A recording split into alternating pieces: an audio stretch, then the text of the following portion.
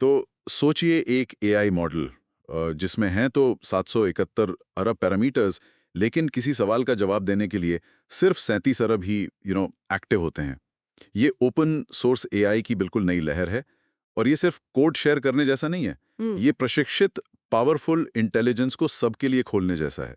आज हम इसी पर गहराई से बात करेंगे, ये समझने के लिए कि ये नई वेव जो है वो तकनीक, व्यापार और हाँ दुनिया को कैसे बदल रही है। हाँ बिल्कुल, और ये सिर्फ एक टेक्निकल एडवांसमेंट नहीं है। हम्म। ये इस बात में एक बुनियादी बदलाव है कि कौन पावरफुल एआई बना सकता है हम्म। और कौन उसका इस्तेमाल कर सकता है ना।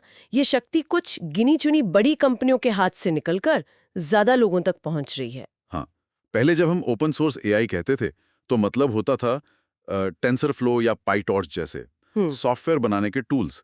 लेकिन अब तो सीन बिल्कुल अलग है। अब हमें लामा, मिस्ट्रल, क्विन जैसे शक्तिशाली, मतलब पहले से प्रशिक्षित एआई मॉडल मिल रहे हैं। ये तो पूरी तरह से गेम चेंजर है। सही कहा, लेकिन यहाँ एक पेंच है। ये जो ओपन शब्द है ना, ये थोड़ा ट्रिकी है। इसका मतलब हमेशा पूरी तरह खुला नहीं होता।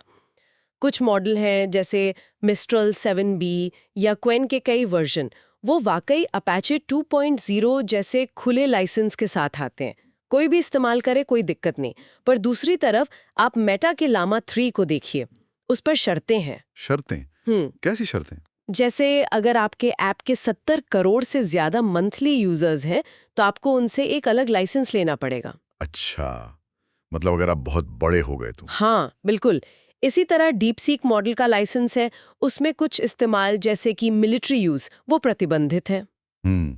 तो ये पूरी तरह सबके लिए मुफ्त वाली बात नहीं है हमेशा। और ये लहर सिर्फ मतलब अमेरिका तक ही नहीं है, दुनिया भर में फैल रही है ये। हाँ बिल्कुल ग्लोबल है।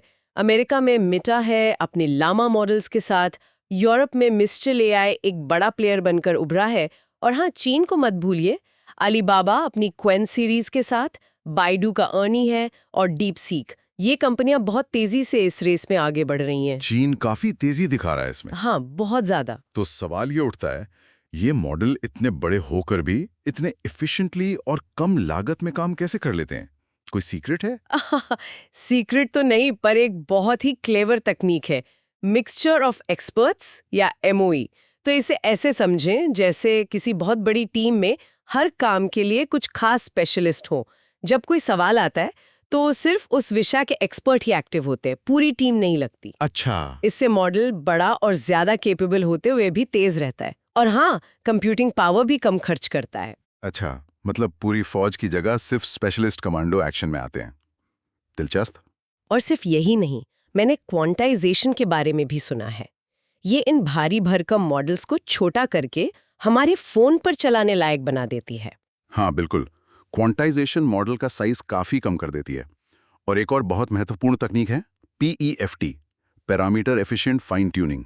ये क्या करती है कि इन बड़े पहले से प्रशिक्षित मॉडलों को किसी खास काम के लिए ढालना, उसे बहुत सस्ता और आसान बना देती है।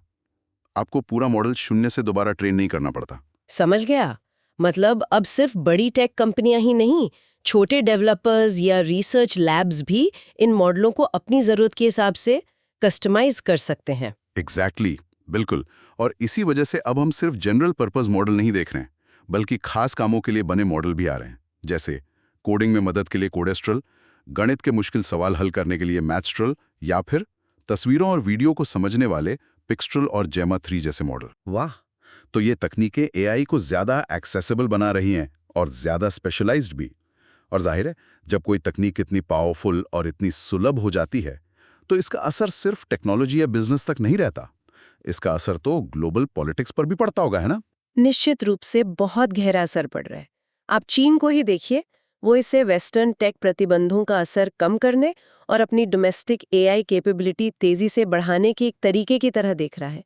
और सिर्फ चीन ही नहीं, दुनिया भर में कई देश अब सॉवरेन एआई यानी संप्रभु एआई विकसित करना चाहते हैं। संप्रभु एआई मतलब अपनी ज़रूरतों, अपनी वैल्यूज़ के हिसाब से एआई तकनीक पर अपना कंट्रोल रखना।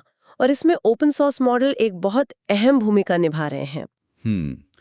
ये तो बड़ी बात है। लेकिन इतने शक्तिशाली औजारों के साथ जाहिर है कुछ खतरे भी जुड़े होंगे। हाँ, गंभीर चुनौतियां हैं, बिल्कुल हैं। सबसे बड़ा डर तो है इनके दुरुपयोग का, मिसयूज का, जैसे बड़े पैमाने पर गलत सूचना फैलाना, डिसइंफॉर्मेशन कैंपेन चलाना, डीप फेक बनाना जो आजकल वैसे ही एक बड़ी समस्या है, या फिर साइबर हमलों को ज्यादा खतरनाक बनाने में इनका इस्तेमाल होना। ये मॉडल जितने शक्तिशाली हैं उतने ही खतरनाक भी साबित हो सकते हैं अगर गलत हाथों में पड़ जाएं। ये तो है।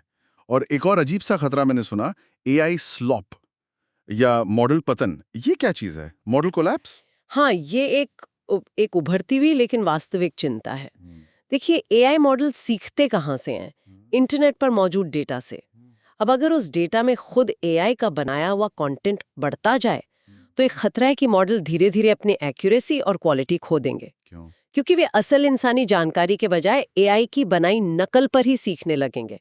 एक तरह का इको चेम्बर बन जाएगा। अच्छा। मतलब एआई ही एआई से सीखकर खराब होता जाएगा कुछ हद तक। हाँ, और हाल ही में जो डीपसीक मॉडल के ट्रेनिंग डेटा पर सवाल उठे थे कि क्या उसने गुप्त प्रोप्राइटरी मॉडलों से सीखा है, वो इसी जटिल समस्या की तरफ इशारा करते हैं कि डेटा आ कहाँ से रहा है और वो कितना भरोसेमंद है, उसकी क्वालिटी क्या है। तो अगर हम इसे समेटें, ओपन सोर्स एआई की ये नई लहर एक जबरदस्त बदलाव ला रही है। ये पावरफुल एआई को ज्यादा लोगों की पहुंच में ला रही है, डेमोक्रेटाइज कर रही है, इनोवेशन को रफ्तार दे रही है। लेकिन अपने साथ डेटा क्वालिटी, सुरक्षा और मिसयूज जैसी नई और काफी पेचीदा चुनौतियां मिला रही है। बिल्कुल सही कहा। भविष्य शायद एक मिक्स्ड इकोसिस्टम का होगा, जहां ओपन सोर्स और बंद प्रोप्राइटरी मॉडल दोनों साथ साथ मौजूद रहेंगे। दोनों की अपनी जगह होगी। असली सवाल ये है, और चुनौती भी यही है, कि हम इन अवसरों का फायदा उठाते हुए इन जोखिमों को, खासकर डेटा गुणवत्ता, सुरक्षा और दुरुपयोग, इनको प्रभावी ढंग से कैसे मैनेज करते हैं। वो जाते लाते सबके सोचने के लिए एक सवाल छोड़ जाते हैं। जब एआई बनाने की शक्ति ज्यादा से ज्यादा लोगों के हाथों में होगी, तो हम सब मिलकर कलेक्टिवली ये कैसे सुनिश्चित करेंगे कि इसका इस्तेमाल जिम्मेदारी से हो और सभी की भलाई के लिए हो?